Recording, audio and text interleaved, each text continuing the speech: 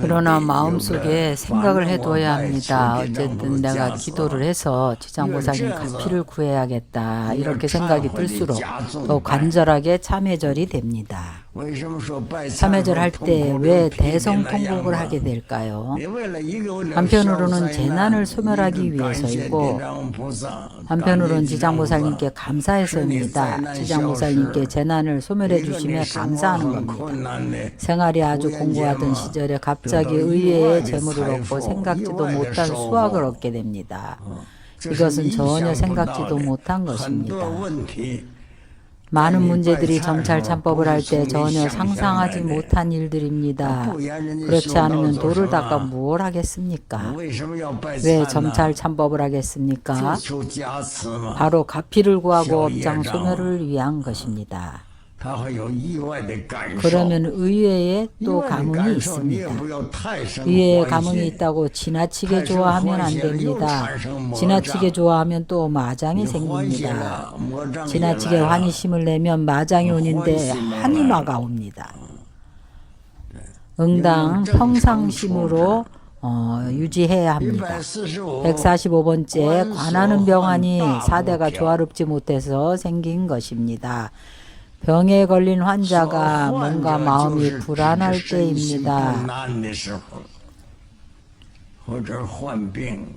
병에 걸렸거나 혹은 병이 없거나 병이 없는데 번뇌가 일어날 때에 이것은 모두 법우들이 다 있을 수 있는 일입니다. 이것은 쉽게 느낄 수 있습니다. 여기에서는 사대가 조화롭지 못하다는 것입니다. 우리의 몸은 지수화풍으로 조합되어 있는데 사대라고 합니다. 다시 공근식을 더하면 7대라고 합니다. 지수화풍 공근식 7대가 조화롭지 못한 것입니다. 그러면 빨리 참회 기도를 해야 합니다. 다시 점찰 윤상을 점찰합니다. 절을 하고 다시 점찰을 하고 그 다음날 다시 절을 합니다. 그러면 사대가 조화로워질 것입니다. 갑자기 까닭도 없이 몸이 편치 않습니다. 혹은 길상하지 않습니다. 저기도 아프고 또 저기가 아픕니다. 점찰 참법 기도를 하는데 장애가 나는 것입니다. 우리는 마구니 장애라고 합니다. 바로 아픈 것이 비인의 장애입니다. 비인은 사람이 아니라는 겁니다. 귀신들이 와서 장애를 일으키는 것입니다. 지성으로 계속 절을 해야 합니다. 절을 하다 보면 소멸이 됩니다. 이 189종류 현상은 모두 자신의 육군, 육식, 육지에서 나타나는 것입니다. 왜 점찰 참법으로 절을 해야 하는가 하면 이런 것들을 소멸하기 위함입니다. 이런 현상들이 나타나면 지장보살님의 가피를 구하면 빠르게 바뀔 것입니다. 이것은 비인의 장애입니다. 138번째는 현재 앓고 있는 병이 치료될 수 있습니다. 이것은 병을 앓고 있을 때를 가리킵니다. 사대가 조화롭지 못한 것이지만 치료를 할 수가 있습니다. 149번째는 현재 앓고 있는 병이 치료되기 어렵습니다. 어떤 병은 일단 치료하면 낫지만 어떤 병은 치료하기가 어렵습니다. 치료하는데 오랜 시간이 걸릴 것입니다. 더 열심히 참회절을 해야 합니다. 목적은 우리가 알고 난 후에 이 점찰윤상은 우리에게 알려주고자 하는 것입니다. 알고 난 후에는 어떻게 바꾸어야 하는지를 알아야 합니다.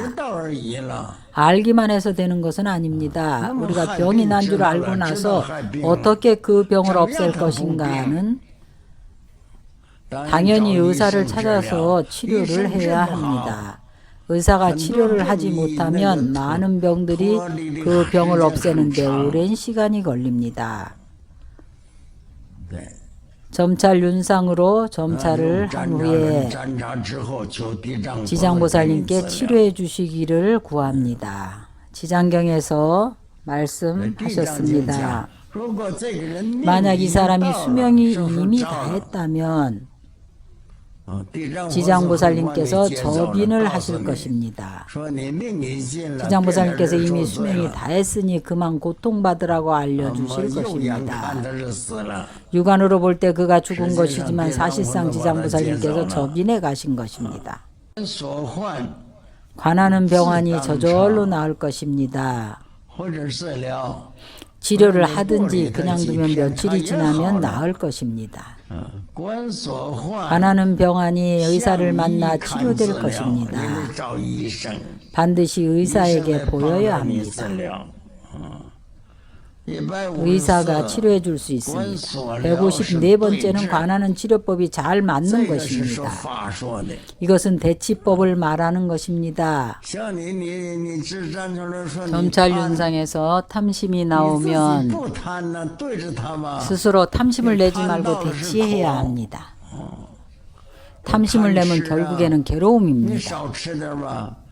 식탐이 있다면 좀 적게 먹어야 합니다. 맛있는 것도 너무 많이 먹지 말아야 합니다. 탐진치 신구의 삼옥과 음식, 주거를 점찰윤상이 먼저 우리에게 알려줍니다. 우리에게 경계를 하라고 알려주는 겁니다. 그러면 예방을 하고 치료를 할 수가 있습니다. 또는 지장보살께서 의사에게 보이라고 하시면 이 병은 의사에게 보이고 치료하면 낫습니다. 의사가 치료해 줄 수 있을 것입니다. 154번째는 관하는 병환이 사대가 조화롭지 못해서 생긴 것입니다. 관하는 요법이 이것은 대치법입니다. 대치법이란 그 법을 의지하는 것인데 번뇌가 일어나면 지혜로 대치합니다. 대승경전을 많이 독송하십시오. 혹은 정좌, 좌선을 하고 관을 합니다. 이것은 우리가 모두 다 알고 있는 것입니다. 155번째 윤상은 약을 복용하면 도움이 될 것입니다. 이 약을 좀 오랫동안 복용을 해야 합니다. 짧은 시간에 한 번 먹고 낫는 것이 아닙니다. 오랜 시간 복용하면 도움이 될 것입니다. 혹은 영양제라든지 혹은 보약 같은 것입니다. 156번째는 관한병은 치유가 될 것입니다. 157번째는 보인 의사가 치료를 할 수가 없습니다. 이 병은 의사를 찾아 치료해도 이미 치료를 할 수가 없습니다. 의사가 치료를 할 수가 없습니다. 158번째 관하는 요법은 대치법이 아닙니다. 치료하는 이 요법은 병을 치료하는 법이 안 맞습니다. 특별히 번뇌하는 병은 이 안에 번뇌하는 병이 많이 섞여 있습니다. 번뇌병은 의사는 치료할 수 없습니다. 자신이 해결해야 합니다. 스스로 어떻게 번뇌를 끊는가 하면 관법을 닦아야 합니다. 어떻게 번뇌를 끊을까 하는 가장 최고의 관법은 먼저 번뇌가 일어난 곳을 찾아야 합니다. 까닭도 없이 짜증이 나고 마음이 불편합니다. 보는 것마다 마음에 안 듭니다. 우리는 일반적으로 업장이 발동하는 것이라고 합니다. 이 안에는 바로 지수아픈 공근식의 7대가 조화롭지 못한 것입니다. 7대가 흐트러져서 그것들이 조화롭지 못한 것입니다.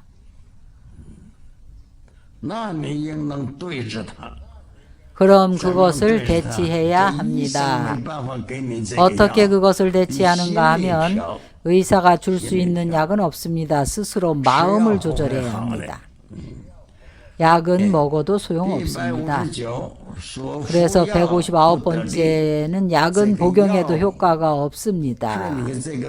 이 약은 먹어도 본인의 병을 치료하지 못합니다.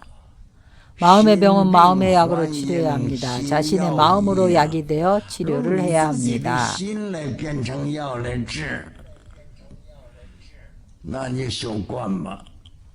관법을 수행해야 합니다. 160번째 윤상은 관하는 병안으로 장차 명이 수명이 다하게 될 것입니다. 병이 치료가 안 될 뿐만 아니라 장차 수명이 다하게 된다는 것입니다. 만약에 우리 법우들 같으면 자신이 1개월만 살고 죽을 운명이라는 것을 알게 된다면 아마도 이 1개월을 열심히 정진을 할 겁니다. 연부를 하든지 무엇을 해도 등력을 할 겁니다.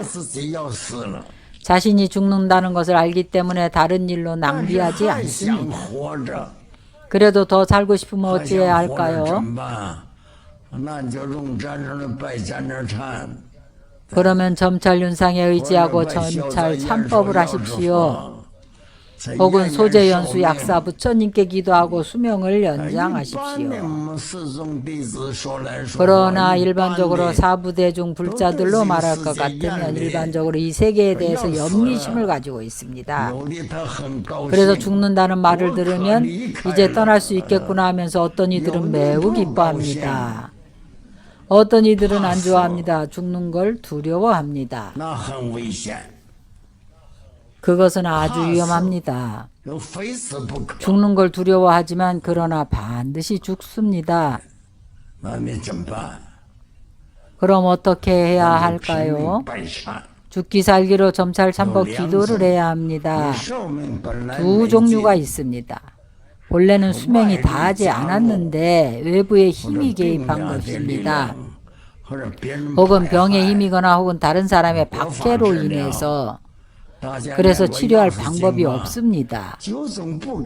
여러분들이 약사경 읽어보셨지요? 죽을 때가 아닌데 9가지 횡사로 죽는 대목이 나옵니다. 본래는 수명이 다하지 않았는데 9가지 비명행사로 죽는 겁니다. 이것을 바꾸려면 참법 기도를 하면 바꿀 수가 있습니다.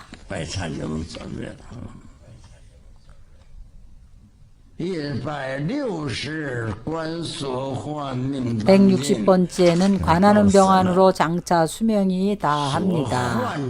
바로 죽을 때가 된 겁니다. 지금 앓고 있는 그 병안으로 혹은 현재 닥친 그 재난으로 일반적으로 말하는 병은 바로 지수화풍 4대가 조화롭지 못한 것입니다.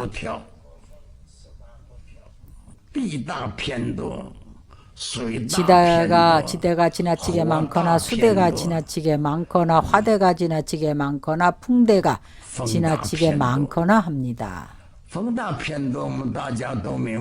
풍대가 지나치게 많은 것은 여러분들도 잘 압니다. 정신병동에 그 미친 사람들은 풍대가 지나치게 많은 겁니다. 풍대가 지나치게 많은 것은 자신은 육신이 없습니다. 여러분들도 아마 문둥병을 알 겁니다. 이 문둥병은 전염이 아주 빠릅니다.